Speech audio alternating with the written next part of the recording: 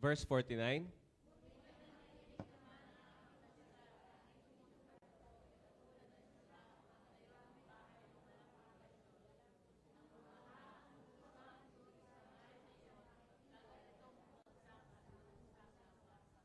Salamat sa Panginoon sa pagkabasa ng kanyang salita. Ang ating pong pagbubulayan ngayon ay isang portion ng pagtuturo ni Jesus Christ sa kanyang mga disciples. At dito po sa specific na verse na atin pong binasa ay inihahalin tulad yung ating pananampalataya sa dalawang tao. Yung isang tao na may malalim na pananampalataya kaya itatag niya yung kanyang bahay, which is yung faith niya, sa isang matibay na bato, kaya kahit bumaha, hindi nasira yung bahay. Meron namang isa na malalay o weak. Weak ang foundation ng bahay kasi yung lugar na pinagtayuan niya ay mababaw. Kaya nung tumaas ang tubig, nadala pati ang bahay. Sa madaling sabi, kapag ang atin pong pananampalataya ay tanim sa quote-unquote solid rock foundation, kahit ano pang bagyo ang dumaan sa atin, hindi matatangay yung bahay or yung illustration ng bahay ay yung ating pananampalataya. Hindi siya madadala. Dadaanan siya, ang isang mahalagang fact doon, pag nasa matibay kang bato, may bagyo pa rin daw bang dadaan? Meron pa rin. Saan na ba yun? Sa verse 46, di ba? Anong sabi dyan? Nang bumaha at bumugso ang tubig, meron pa rin. Meron pa rin ibig sabihin, kahit yung faith mo ay matibay na kay Jesus Christ ka, never sinabi sa Bible na pag tinanggap mo si Jesus Christ, wala ka ng problema. Amen? Pero ang pagkakaiba sa nagtayo ng bahay sa solid rock, at yung solid rock ay yung ating pananampalataya kay Jesus Christ versus yung nagtayo ng bahay dun sa may buhanginan, mababaw ang pundasyon, ang pagkakaiba nila nung dumaan ano sabi sa 49, nang bumaha at bumugso ang tubig, kaagad itong bumagsak at lubusang nawasak. Ano po yung fact na ating matututunan dito? Number one fact, kaya Kristiyano ka, kaya hindi ka Kristiyano, parehas kayong dadaanan ng tubig at babahain. Amen? Isa po sa mga experiences na amin pong nagagawa, ako specifically, kapag ako ay pumupunta sa ibang lugar, hindi lang sa ibang bansa, kundi sa ibang lugar, kahit dito sa Pilipinas, is observing other people and their culture and their quote-unquote religion. Kasi po ang religion, specifically sa atin, sa Asia, bigyan ko po kayo ng Philosophy 101, ang Western philosophy, ang focus niyan, sarili. Kaya yung mga philosophers ng West, pag po sinabing West, ito po yung mga European, mga Americans, yan po yung West. Ang mga kaisipan po niyan, yung mga philosophers diyan, yung mga Greeks, sina Aristotle, Socrates, Plato. Ang focus po niyan, self. Pag-iisip sa sarili. Yan po yung sinatawag na Western philosophy.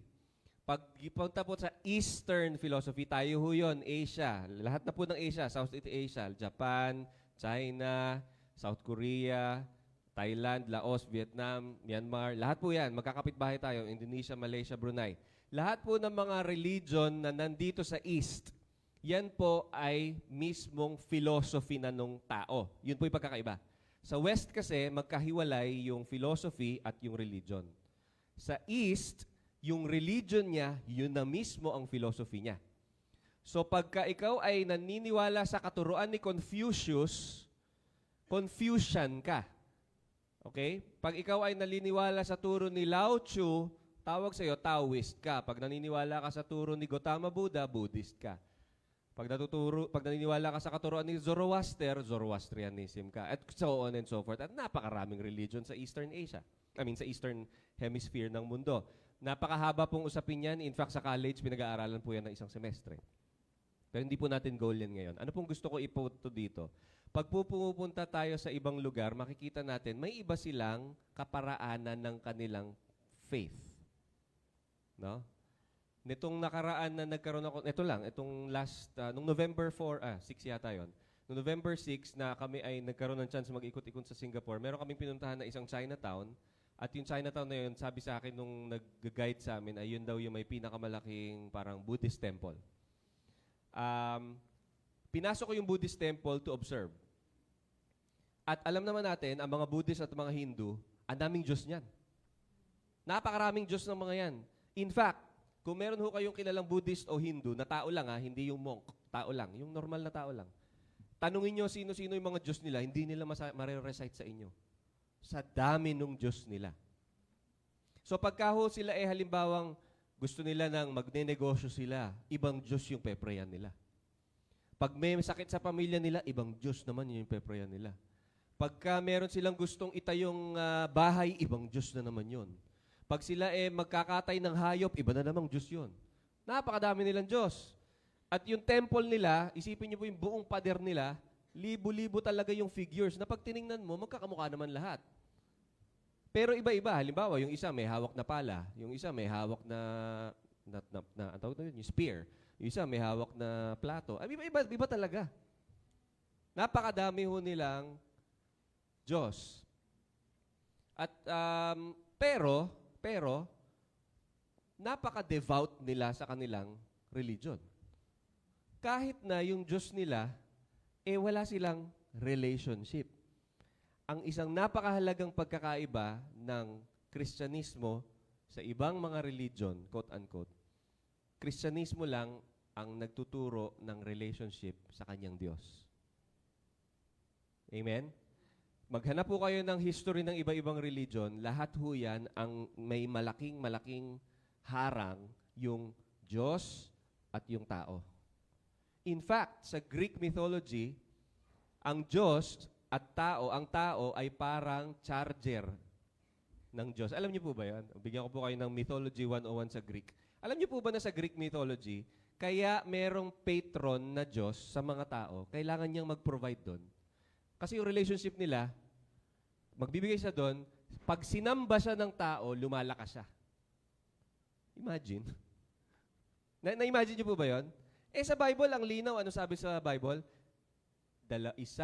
Dalawa o tatlo na magkatipon, nandun ako. Ibig sabihin, kahit dalawa lang yung Kristiyano, ang power ng ating Panginoon is the same. Siya ay omniscient, siya ay omnipotent. Sambahin mo o hindi si Jesus Christ, siya pa rin ay all-powerful. Amen? Sa Greek mythology, kaya may contest yung mga Diyos sa Olympus. Kasi pag mas maraming sumasamba dito sa isang God na to, mas malakas siya kaysa sa akin. Ang matindi doon, yung mga Diyos sa mga Greek mythology, mga seloso. Seloso sa isa't isa. At saka yung mga Diyos sa Greek mythology, masyado silang maraming human behavior. Nagseselos. Nagnanakawan ng isa't isang followers. Si Zeus, napakababaero. Di ba? Pag nag-aaral po tayo ng mythology, ang daming inanakan yan si Zeus eh. Di ba? So, ang ibig ko sabihin, yung ating pong foundational relationship sa Panginoon, Christianism lang po ang nagtuturo na ikaw bilang tao, pwede kang magkaroon ng direct relationship sa iyong Panginoon. At napaka-importante na naiintindihan po natin na tayo bilang tao may direct contact po tayo sa Panginoon.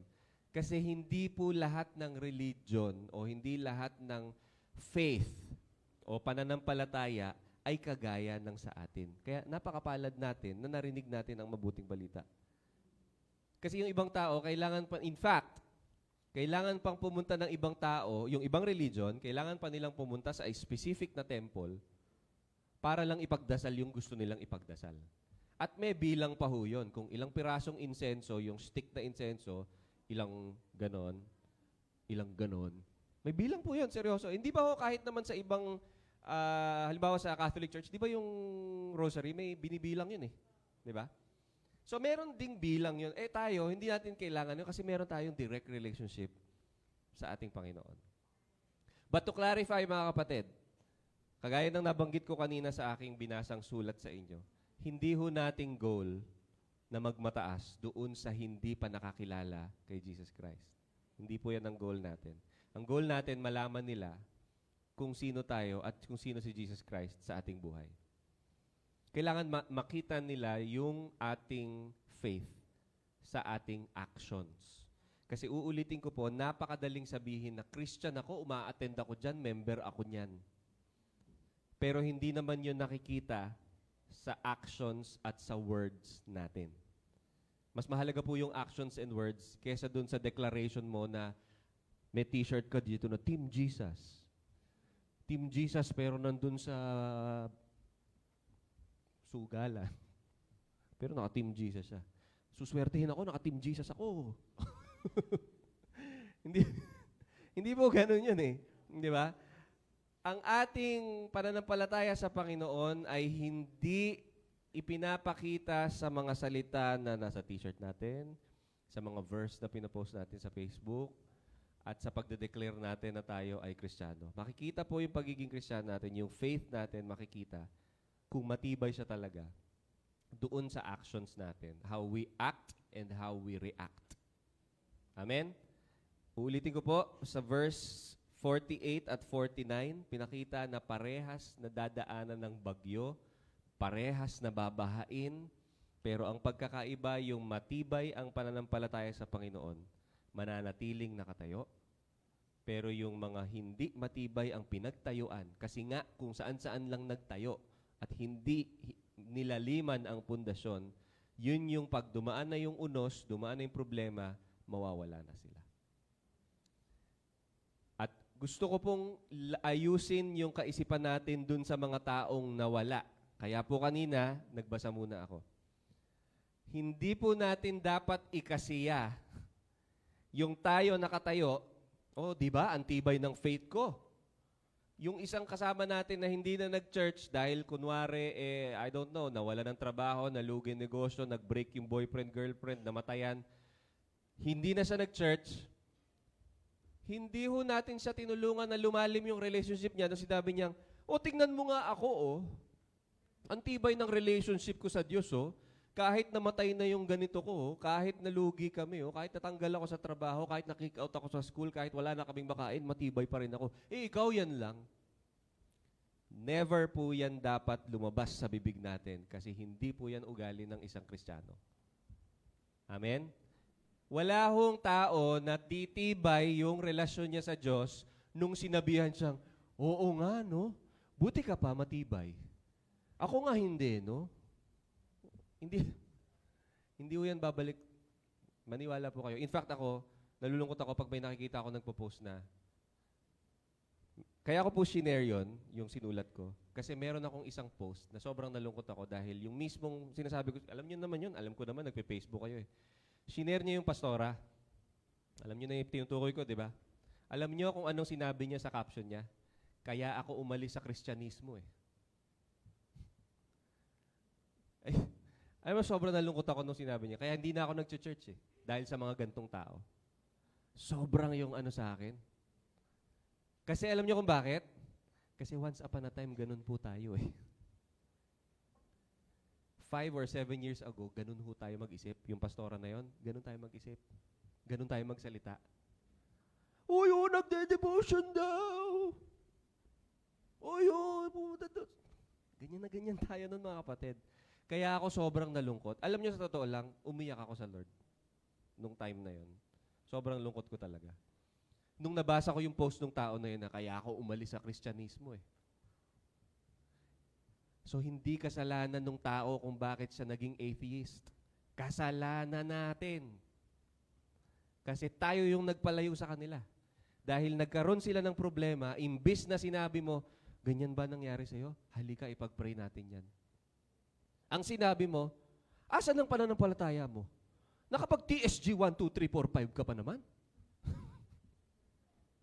Di ba? Wala pong mangyayari sa kanilang relationship. Kasi ang relationship, hindi po tayo pwedeng meron tayong levels, TSG 1. Pinag-aaralan natin yung doctrines. Pero hindi yung pag-grow ng bawat isang tao, hindi po yan pare-parehas. Hindi po yan pare-parehas. Amen ba? Ito halimbawa, kinukwento ko, sino ba kinukwento? Si Nicole. Kinukwento ko kay Nicole kanina na yung tropahan namin sa Biga, lahat kami natuto mag-drive dahil tinuruan kami ni Pastor Joe nung high school kami. High school pa lang kami, marunong na kami mag-drive. Kasi si Pastor Joe, meron silang owner nun. Laruan namin yung owner nila. So kahit ibangga yun, ay nabangga, okay. Kasi owner siya eh. No? Meron din sila nun. Tapos yung praktisa namin, yung Tamaraw FX ni Tita Lyre. Ano ho yung point ko? Sino bang bago-bago ditong si Topper, halimbawa. Si Topper, after college na siya, si Topper, nasa taas. Si Topper, si Jaffa, natuto sila mag-drive later na, di ba? Kami elementary high school pa, si Pastor Joe, nagda-drive ng truck yan kasi yung tito niya dati, merong hardware. Elementary pa lang sila ni Pastor Tim, nagda-drive na sila. Nasusundan niyo po? Yung iba nga ho sa inyo dito, hindi marunong mag-drive eh. Nasusundan? Kami po, natuto kami mag-drive. Si Joe, natuto siya elementary, ako high school. Si Topper, college, after college. Si Jaffa siguro after college din. At kung sino pa man nagda-drive dito. Ano po yung gusto ko po? Si Tita Nene. Kailan na natuto? Mga nasa 50s na ba? Mga 50 years old na, no? Si Kuya Nasi, si Tita Nene. Later na lang natuto. Isipin po natin yung pag-aaral ng pagdadrive, ganyan din ho ang relationship sa Panginoon. Hindi ho tayo sabay-sabay. Amen? Hindi ho tayo para bang sa kunwari sa communist China, pag nagpasok ka ng 7 years old, dapat lahat kayo marunong magganto. Dapat pagdating mo ng 18 years old, lahat kayo may military training, sabay-sabay. Hindi ho ganun ang buhay. Hindi ganun ang relationship sa Panginoon. Merong iba, elementary pa lang, matindi na talaga, malalim na talaga. Merong iba, nandun na sa banig ng karamdaman nung nagkaroon ng relationship sa Panginoon. Iba-iba po tayo. Amen? At hindi ko pwedeng sabihin sa inyo na, ang galing namin, di ba? High school pa lang kami, marunong na kami mag-drive. Ang galing namin, di ba? Kayo, hindi kayo marunong mag-drive, hindi kayo magaling. Naisip niyo pa ba yan? Kung sabihin ko sa inyo, kunwari si Ate Minda, di ka marunong mag-drive? Ay, ano ka ba naman? Di ka marunong mag-drive? Kung sabihan ako ni Ate Minda na, Sir Matt, di ka marunong magluto? Ano ka ba naman? Ang tanda mo na, di ka marunong magluto? Hindi naman ako talaga marunong magluto eh. Marunong naman, hotdog, tsaka scrambled egg. Amen? Ganon din po ang pananampalataya.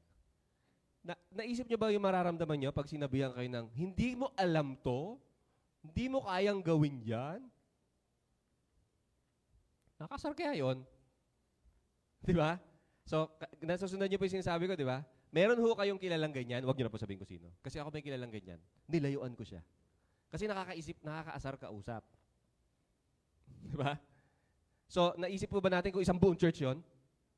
Sa tingin nyo, babalikan tayo? Hindi, di ba? Ang church, di ba yun yung binilin sa atin ni Pastor Molo? Kaya nga naging lovers of God. Naging lovers of truth. Dapat nakasentro po tayo sa pag-ibig. Amen? Hindi po tayo dapat na, parang, di ba? Dati may ganyan tayong kaisipan. Bumalik ka pa. O kaya, buti na isipan mo bumalik. Kaya di ba yung sinulat ko, kaninong spirito yon? Di ba sa spirito yun ng kuya ng prodigal son? Di ba ganun yung prodigal son? Di ba? Yung father, pagkita niya dun sa bumabalik, tumakbo, niyakap. Wala naman nakasulat sa Bible, pero yung kuya, nung nakita niya, nandito yan.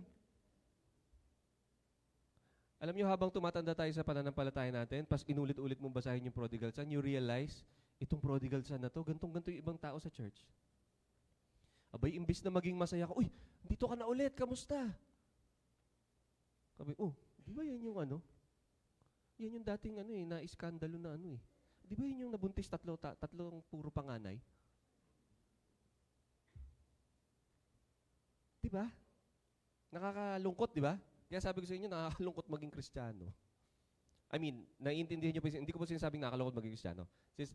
Naiintindihan niyo naman po yung sinasabi ko, nakakalungkot maging Kristiyano dun sa panahon na ito na ang tingin ng mga tao, pag Christian ka, nagpe-persecute ka. Kayo na malinis. O di nawala na, di ba? Hindi po yon ang ating goal. So, lipat po tayo dito, no? Jesus knows that all people who call, that not, ay, teka, ayun, not all people, tama. Jesus knows that not all people who call upon His name means it. Ano po ibig sabihin yan? Si Jesus, nung tinuturo niya, alam niya naman alam ni Jesus na itong lahat ng, itong mga sumusunod na to, kunwari, nasa bundok siya. Alam niya na syempre alam niya yung puso ng bawat isa Alam niya na hindi lahat ng tumatawag sa kanya ng Lord, Lord, ay na talagang totoong sumasampalataya sa kanya. Ano pang pangalawa? Jesus knows that there are people who call themselves quote-unquote Christians but do not live according to His word. Ano po yung basihan ko dito? Verse 46, bakit ninyo ako tinatawag na Panginoon, Panginoon, gayong hindi naman ninyo tinutupad ang sinasabi ko? Si Jesus Christ yung nagsabi. So alam ni Jesus na doon sa crowd, di ba, naalala nyo, may pinakain siyang 5,000. Naalala nyo yun? Dun nung nag-speak siya, tapos 5,000 men lang yun. May women pa, may children pa. So sabihin na natin 15,000. Alam ni Jesus na sa 15,000 na yon, ewan ko kung ilang percentage lang, yung totoong naniniwala sa kanila. Yung iba doon, kaya nandun, kasi naghahanap ng butas. Remember, si Jesus Christ ay ilang ulit na hinanapan ng pagkakamali ng mga Pharisees. Oh, tingnan mo yan, nagpapagaling pag Sabbath day. Dapat lahat tayo nagpapahinga pag Sabbath day Ba't nagpapagaling yan? Di ba? Kasi naghahanap sila ng ipe-persecute kay Jesus Christ. I-check natin yung mga puso natin, mga kapatid. Kasi baka Kristiyano tayo, pero naghahanap tayo na ipe-persecute sa kapatid natin. Nag-post. Feeling blessed. Finally, nabuksan na ang aming bigasan. Yan naman tumaya muna dun sa wedding. Kaya yan nakapagbukas ng bigasan kasi nanalo doon sa wedding. Feeling blessed, feeling blessed. Check po natin yung puso natin. Kasi baka po tayo ay hindi naman talaga natin nilalakaran yung tinuturo ni Jesus Christ. Baka ang nilalakaran natin is yung ego natin, yung inggit natin, yung inis natin sa isang tao. Ano po ang steps na ating dadaanan para po tayo ay magkaroon ng matibay na pananampalataya sa Panginoon? Step 1. Yan. Actually, hindi ko naman po ito sarili. Inutay-utay ko lang po yung verse 46. Ano pong sabi sa verse 46? 47. Teka lang. I will show you what... Ayun. Sabi sa verse 47, I will show you what it's like when someone comes to me. Okay. Ang step 1 para po maging matibay ang ating pananampalataya ay, basahin po natin, 1, 2, 3, ready, go? Step 1 ho yan. Step 1. Hindi porke nag-altar call si Pastor Joe at lumapit ka, malalim na yung pananampalataya mo. Amen? Step 1 po yon. Kaya ang sabi dun sa verse 47, I will show you what it's like when someone comes to me. Pero may kasunod yon. Pero bago yan, hindi muna tayo. Palaging mahirap magsimula. Amen ba? Napakahirap ho magsimula. At ang matindi dyan, sa buhay natin, maraming beses tayong nagsisimula. Bigyan ko po kayo example. Nung pandemic, dahil nasa bahay lang, nasimulan ko na Paggigising ako ng alas 5, nag-e-exercise na ako 10 minutes a day Calisthenics Okay na Bumili pa nga kami ni Kay nung, ano ba tawag doon kettlebell Elastic pa. Yes! Alright! Okay na Nasimulan na Nung bumalik kami sa physical sa opisina, di na ako nakapag-exercise So, nung kailan ba yun? Mga last 3 weeks ago, gumising ako maaga. Tapos habang, nung late nauna akong gumising kay Kay, sabi ko sa kanya, nag-exercise ako ulit. Kinabukasan, wala na ulit. Hanggang ngayon. Noong October ho yun, Sabi ko, Nay, bad trip. Tingnan mo naman, Tama mo, bumalik na yung, isang araw lang yun, feeling ko, bumalik na yung biceps ko. After nung October na yun, di na ulit ako nakapag-exercise. Sobrang busy. Mas gusto ko na matulog. Sabi ko nga, siguro ganun talaga pag tumatanda. Hello po sa mga matanda sa akin, naintindihan ko na po kayo. Mas gusto ko na matulog. Pagka magyaya, halimbawa, ay, matutulog ako. Amen ba? Mahirap magsimula eh. Ang hirap kaya magsimula. Pero, kapag ginawa na natin, unti-unti, nabubuksan yung pintuan ng pagpapala. Amen? Yung step 1 na ginawa nung isang kapatid natin, nagpa-altar call si Pastor Joash. Taas mo kamay mo kung gusto mong tanggapin si Jesus. Step 1 yun. Step 1. Pero hindi po doon natatapos ang lahat. Ang step 2, ayan. Subalit ang paglapit sa Diyos ay simula lamang. Ang step 2 ay, sabay-sabay, 1, 2, 3. Yan, listen daw, sabi dun sa verse 47. Nag-step ka nga. Tapos ang sinabi sinabi ay, mahalin mo ang mga nagpe-persecute sa'yo. Pagbalik mo sa office kinabukasan, pinagchismisan ka na naman. Tapos ikaw ngayon, pinatulan mo. Mahirap yung nag-step ka, nag-decide ka, Lord, susundin kita. O kaya, Lord, susundin kita. Tapos maya may nag-text sa'yo, halika na ulit. Mayroon bukas na ulit yung bingguhan dito. O yung, yung mga color game. Uy, malapit na piyesta, may color game. Color game, medyo cheap yun. Pogo. Nasusunod po natin. Ang hirap kaya? Ang hirap. Mahirap po mahirap po talaga yun. Hindi ho yun parang, ang lagi po nating kailangan ma-realize mga kapatid, hindi ho tayo makina. Tao po tayo eh. Yung tao, meron niya ma-influence yan. Kaya kung sinasabi, mahirap yun. Kaya mahalaga talaga na everyday, nakikipag-usap tayo sa Panginoon, everyday nagpe-pray tayo, everyday nag-encourage tayo sa isa't isa. Kasi mahirap po yun. Ito lang misis ko pagkaka-uwi, alam niyo minsan nausap ko nga, mapakahalaga talaga may kausap, no? Pag uuwi ako, sasabihin ko sa kanya yung inis ko sa school. Tapos siya sasabihin niya rin sa akin yung inis niya sa school. Tapos mamaya sa sobrang inis naming dalawa, tara kumain tayo. Deserve natin to. Ang ending, kumain kami. Tapos masaya na kami, uwi na kami. Napakahalaga po na mayroong nag-encourage. Kesa yung sinabihan niya ako, tapos sinabi ko sa kanya, alam mo, ganito gawin mo. Isumbong mo sa ganito. O abawayan mo ganito. Ang hirap nun. Ang hirap ng ganun, no? Kaya napakahalaga na ang kausap mo ay magpapaluwag ng kalooban mo, magbibigay ng encouragement sa iyo, magpapalalim, magpapatatag ng iyong pananampalataya. Kasi po mga kapatid, fact of life, Kristiyano ka. Pero hindi lahat na nasa paligid mo, Kristiyano. Di ba? Kaya kailangan matutunan natin talaga mag-stand firm sa ating pananampalataya. Kasi sa mundo, hindi talaga tayo pare-pareho. Pagbaba mo lang dyan, sumakay ka sa jeep dun sa jeep na sasakyan mo, ilan lang Kristiyano, baka nga wala Di ba? Biglang pumreno yung jeep. Ay po! Ano ka? Di ba? Ikaw naman, nakisigaw ka rin niya. Oo nga, mag-ingat ka ba? Kakagaling mo lang sa church, nawala agad yung pagkakristyano mo. Listen to His word. Amen po ba? Ano po sabi dito? Ano ba sinuot ko dyan? Mahalaga ang pag-aaral at pakikinig sa salita ng Diyos. Pero, hindi natatapos sa pakikinig. Ayan. So, the next step ka na. Tapos, every Sunday, nag-church ka na. Di nakikinig ka. Nakikinig ka Hindi ka naman pupunta sa church para hindi makinig, di ba? Kaya ka pumunta sa church kasi may pakikinggan ka. So, nakikinig ka na. Hindi daw yun ang natatapos. Step 2. Ano po yung step 3? 1, 2, ready, go. Yan ang pinakamahirap sa lahat. Kasi, mahirap. Di ba sabi ko nga, mahirap mag-step.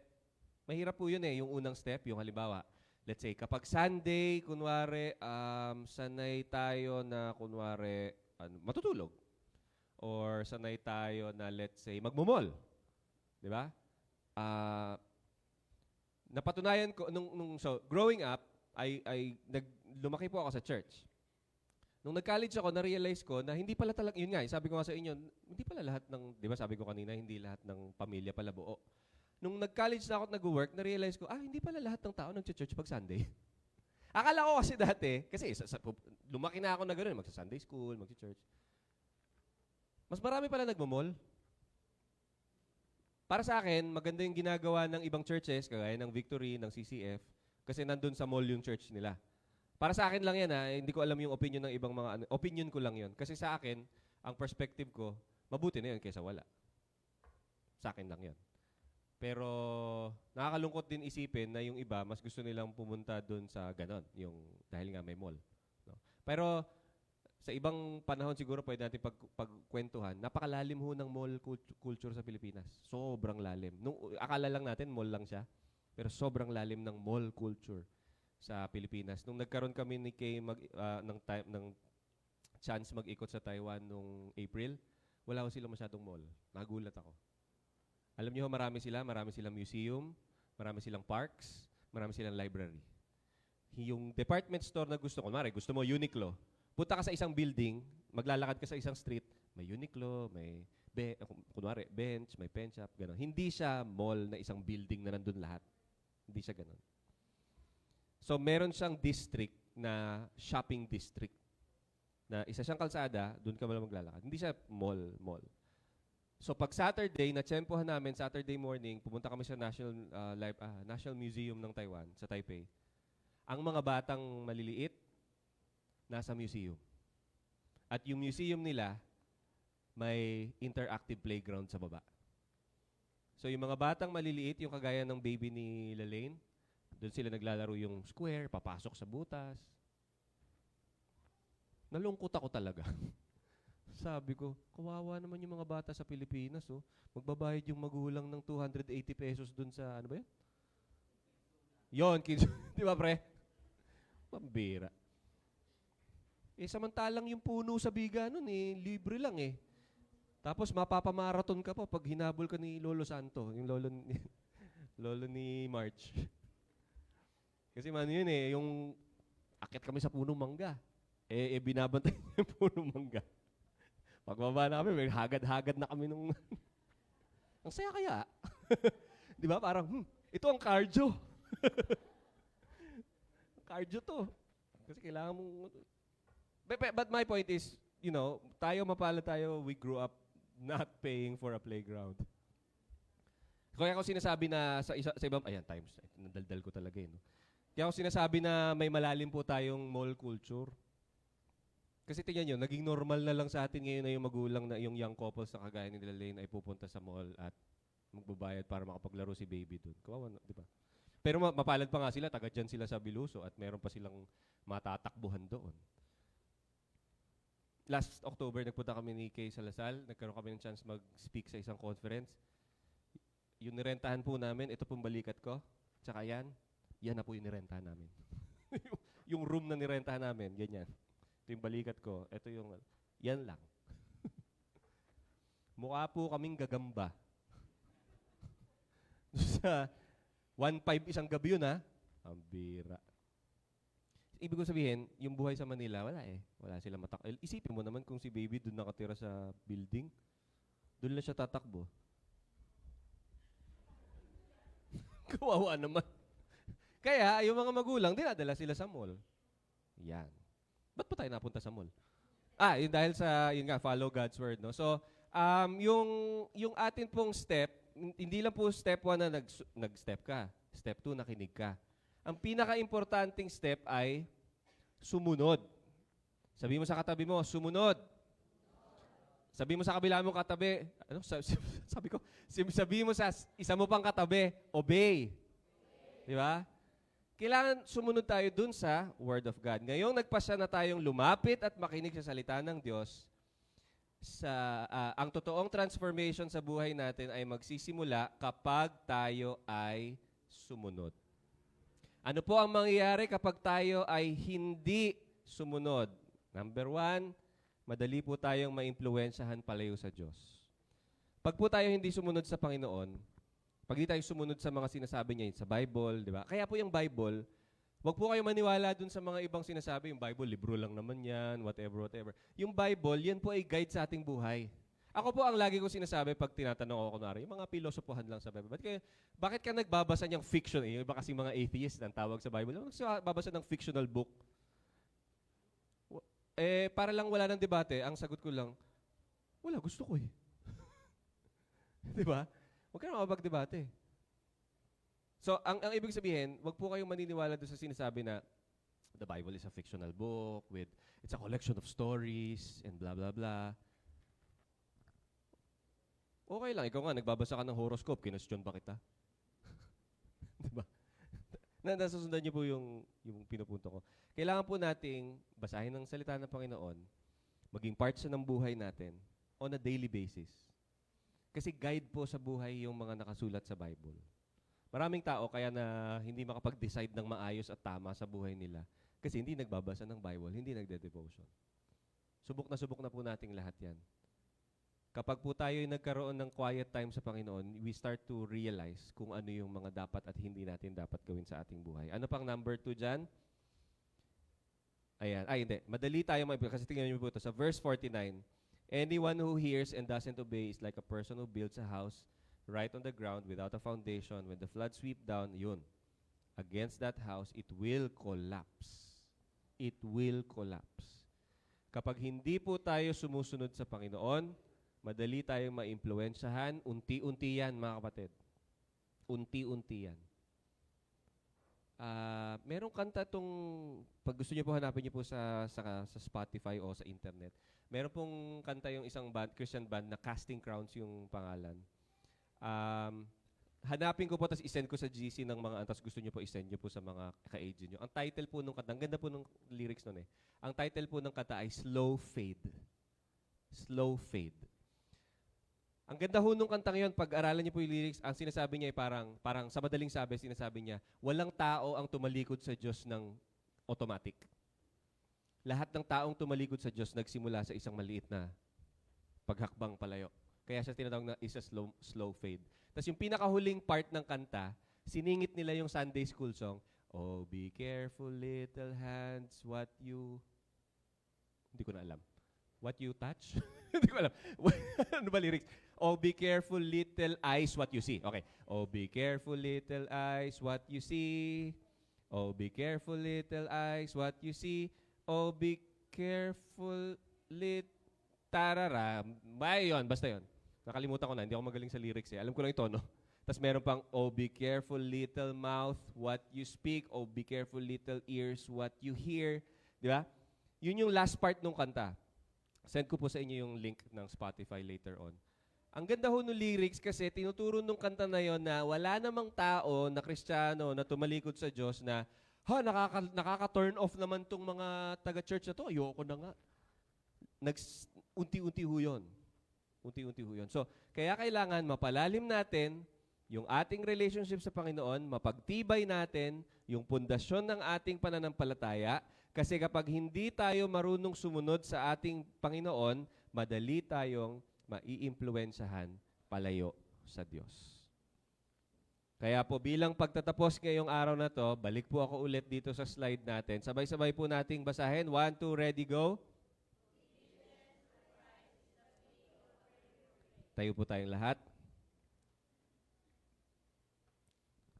Magkaroon po tayo ng sandaling oras ng pananalangin sa ating Diyos. Specifically, mga kapatid, pag-pray natin na maturuan tayo ng Lord na hindi lamang mag-step forward, hindi lamang makinig, kundi most importantly, turuan tayo ng Panginoon sumunod. Sige po, bigyan ko po kayo ng chance, ng time, para po magkaroon kayo ng quiet time to pray, to talk to the Lord. Lord, teach me to obey.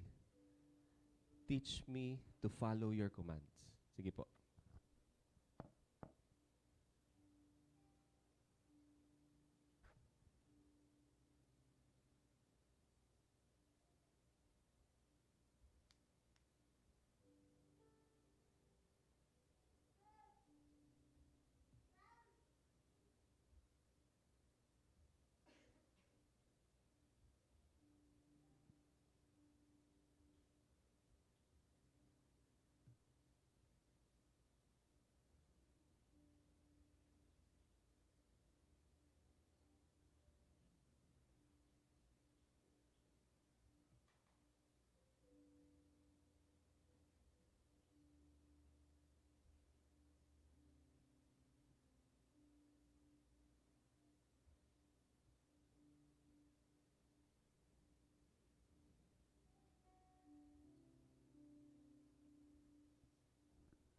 Let's pray. Panginoon, humihingi po kami ng kapatawaran kasi sa panahon namin ngayon, napaka-convenient na hindi sumunod sa'yo. Napakaraming influence sa aming lipunan, sa social media, sa telebisyon, sa internet, na nagtuturo sa amin na hayaan na lang yung salita mo. Na hindi namin kailangang sumunod sa iyo. Na okay lang na gawin namin yung ganito, ganyan na mga bagay. Panginoon, patawarin mo po kami. Patawarin mo kami, Lord, kung mas marami kaming oras sa screen kesa sa quiet time. Patawarin mo kami, Panginoon, kung marami kaming oras sa pakikipagkwentuhan sa ibang mga tao, katrabaho, kapitbahay, kaklase, pero wala kaming panahon mag-devotion. Patawarin mo po kami, Panginoon, kung nawawalan kami ng pagtitiwala at pananampalataya dun sa magandang plano mo sa aming buhay. Lord, we ask for your forgiveness dahil lahat po kami, maging ako, Panginoon, minsan nakakalimutan ka namin. Minsan, na kinakain kami ng sobrang daming kabisihan, trabaho, sa bahay, sa pamilya, sa negosyo, sa pag-aaral. Patawad, Lord, kung nawawalan kami ng focus paminsan-minsan. And Lord, this morning, we lift up to you our lives. We surrender everything to you. At humihingi po kami, Panginoon, ng inyong wisdom, ng inyong strength, na kami, Panginoon, ay matulungan at maturuan mo, Panginoon, na sumunod sa iyo. Mag-obey, Panginoon. Father in heaven, we ask for your Holy Spirit to always guide us every day. Huwag mo po hayaan, Panginoon, na kami ay maimpluwensyahan ng aming mga kakilala na hindi nakakakilala sa iyo. Sa halip, tulungan mo kami na mamuhay kami sa liwanag ng iyong salita at yung mga salitang lalabas sa aming bibig, yung mga salita na ipopost namin sa social media, yung mga actions na makikita ng ibang tao na gagawin namin. Lord, we pray na ang mga bagay na ito, ang makita ay si Jesus Christ. Huwag mo po hayaan, Panginoon, na yung buhay namin ay mag-focus lamang sa mga bagay na material, sa mga bagay na nandito lang sa mundo na to. Sa halip, matutunan namin na mag-focus sa pagpapatibay ng aming pananampalataya sa iyo. At sa pag-share ng salita mo, Panginoon, ng salvation mo sa iba pang mga tao. Maraming salamat, Lord, sa opportunity na kami ay magkasama-sama, aral ng salita, makapag-fellowship, maging encouragement sa isa't isa. Nawa po, Panginoon, sa aming pag-iwahiwalay ngayong araw na to at sa aming muling pagsisimula ng isang panibagong linggo kung saan babalik kami sa aming mga tahanan, sa aming mga trabaho, sa aming mga eskwelahan, sa aming mga negosyo. I pray, Lord, na ikaw ang gagabay sa amin at hindi mo hahayaan na makalimutan lang namin yung natututunan namin sa church. We pray, Lord, na mag-radiate sa buhay namin yung salvation, yung love, yung grace, yung mercy, yung hope, yung faith na meron kami. Maraming salamat po, Panginoon. Sa iyo po namin pinagkakatiwala ang lahat. In Jesus' name we pray. Amen. Amen.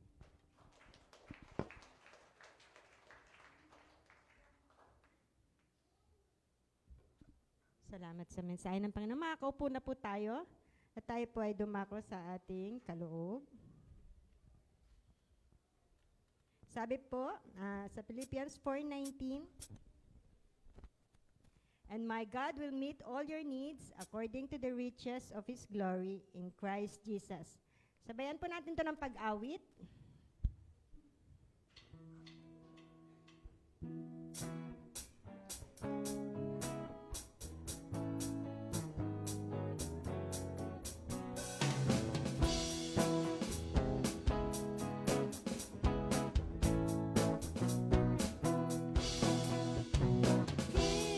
And it shall come back to you. Good measure, press down, shake it together and running over. Give,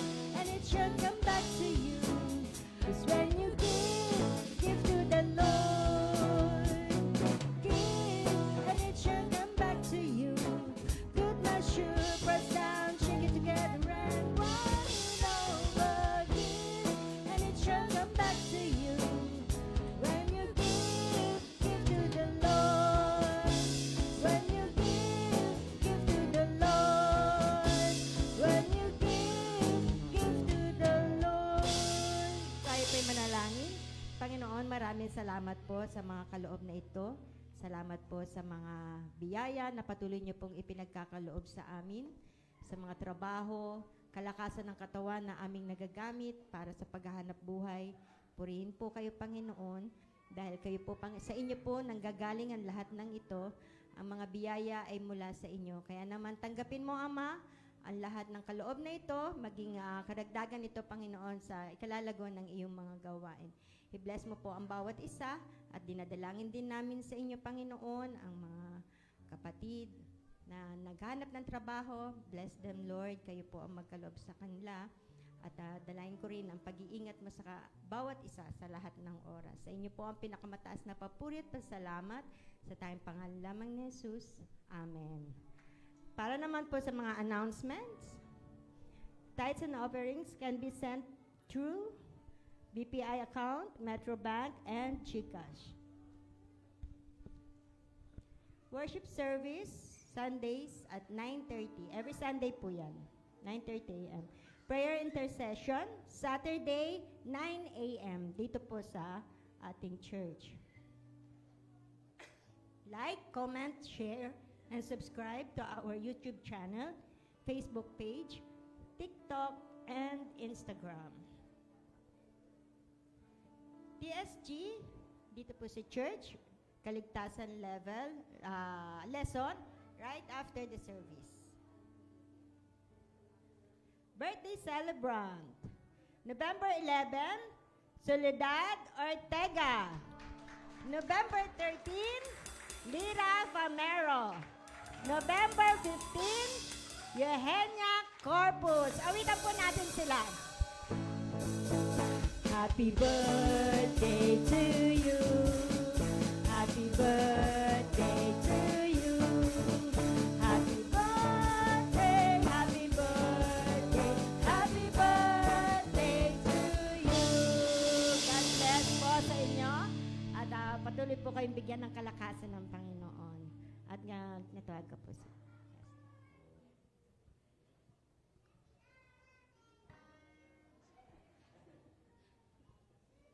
Yan.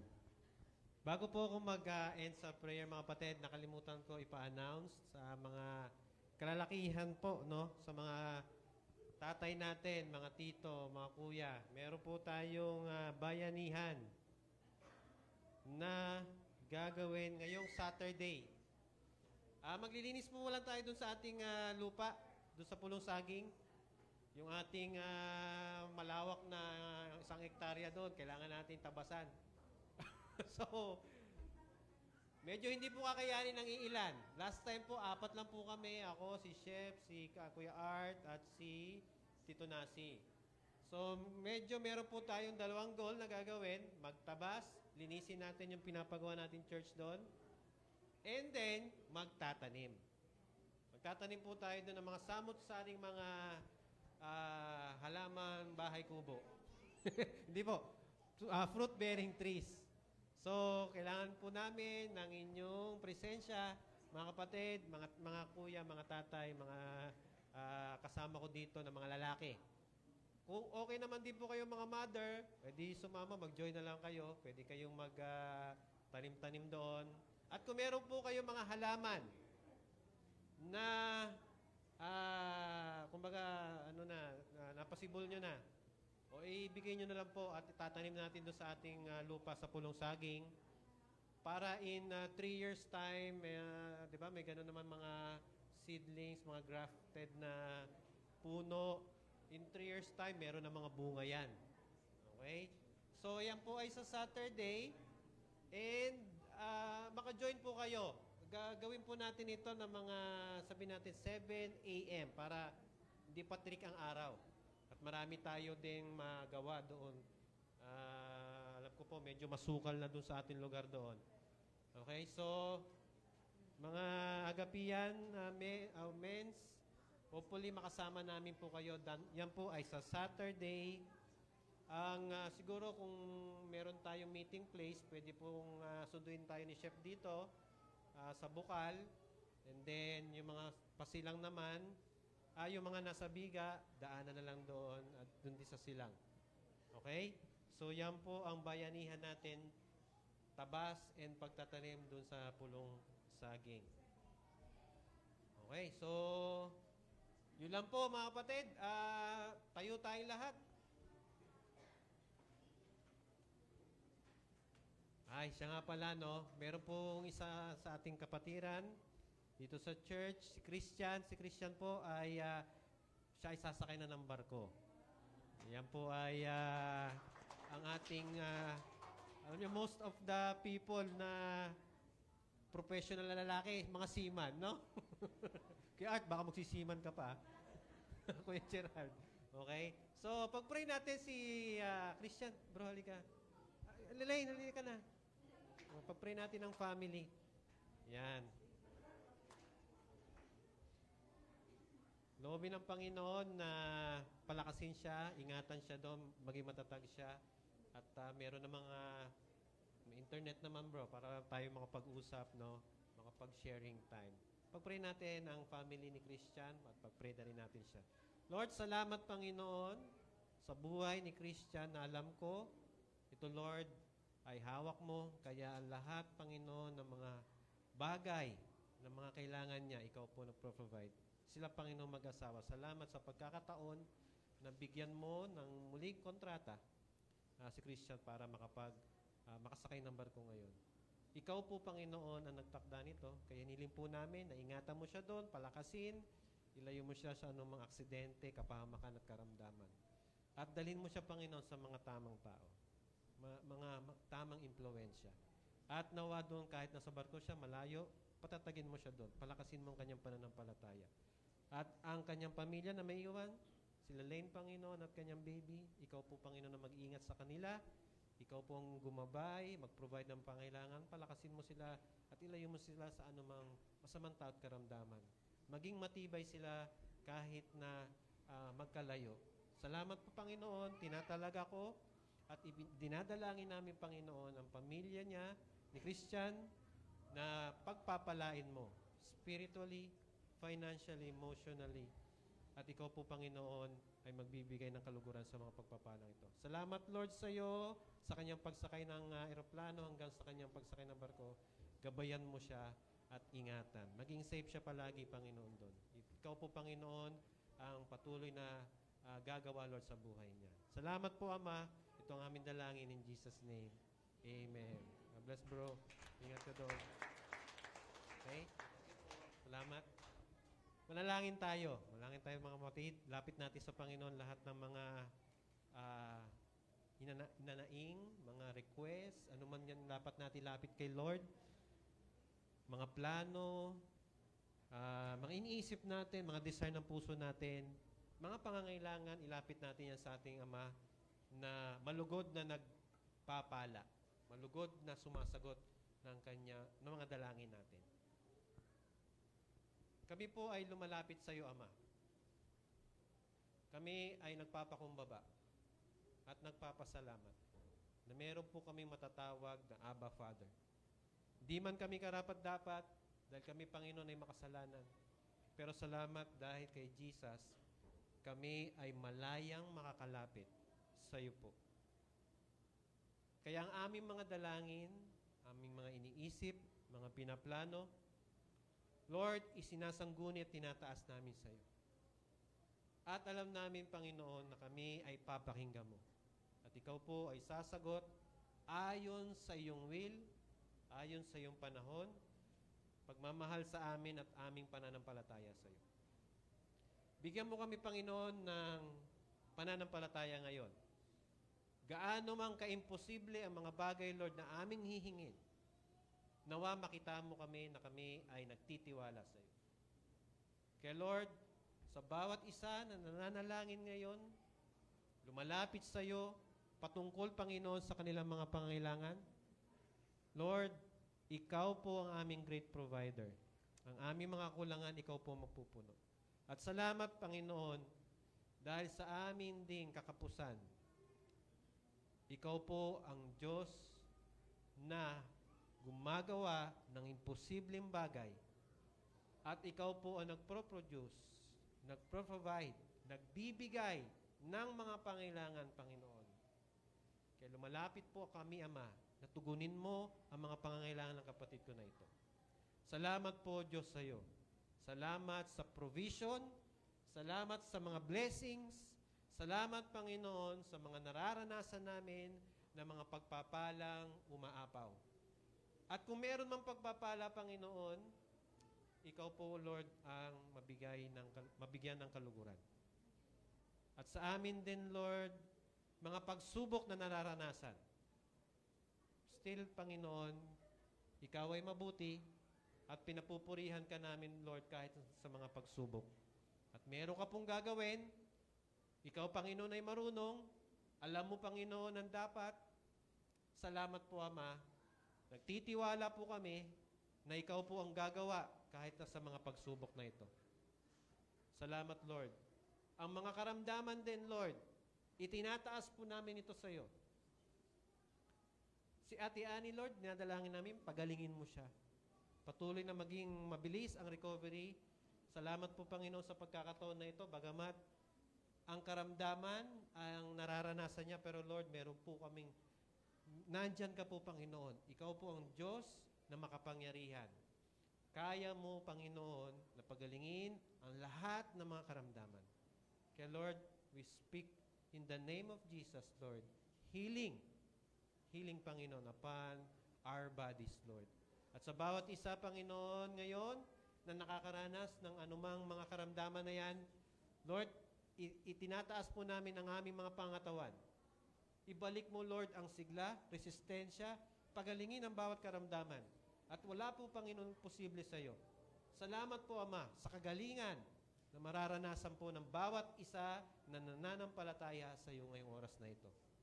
At ganun din, Lord, tinataas namin ang aming mga pamilya. Salamat, iniingatan mo ang aming mga anak, ang aming mga apo. Iniingatan mo, Panginoon, ang aming mga nanay, mga magulang na nagtatrabaho. At ang mga lolo't lola namin pinapalakas mo. Dinadalangin namin, Lord, na igit sa mga pagpapalang financial, pagpalain mo ang aming pamilya ng pagpapalang spiritual. Hiniling po namin, Lord, na maabot, Lord, ng iyong mabuting balita, kaligtasan ang aming mga miyembro ng pamilya na hindi pa nakakilala sa iyo. Ayaw namin na sila'y mapapunta ng impyerno at mapahamak. Kaya tinataas po namin ang mga magulang na hindi pa nakakilala sa iyo. Ang mga kapatid, ang mga apo, Panginoon, ang mga lolo't lola na hindi pa nakakilala sa iyo. Lord, sila, Panginoon, ay makapakinig ng iyong salita at maligtas sila. At ikaw din po, Lord, ang maging sentro ng aming pamilya. Gabayan ang aming pamilya. Tulungan ang aming pamilya. Maranasan po namin ang pag-iingat mo. Pag-iingat mo sa anumang aksidente, pag-iingat mo sa anumang kapahamakan at karamdaman. Salamat po, Ama, sa iyo. Ang aming pamilya, Lord, ay mahal mo, kaya inihiling po namin ang pagkilos mo, Lord. Salamat po. Ang amin din mga pinaplano, ninanais sa buhay, ang mga desire ng aming puso. Ano man ito, Panginoon, ng mga pinaplano ng mga kapatid ko, ikaw po, Panginoon, ang gumawa sa kanila. Ikaw po ang mag-direct sa kanila. Tulungan mo sila, Panginoon, na maranasan nila, Panginoon, ang higit pa sa kanilang inaasahan. Ikaw po ang Diyos na gumagawa at naghihigit, Panginoon, ng mga bagay na aming mga iniisip at pinaplano. Kaya sinasangguni at tinataas po namin itong mga plano na ito. Salamat, Lord. Ang church na ito ay pagpalain mo.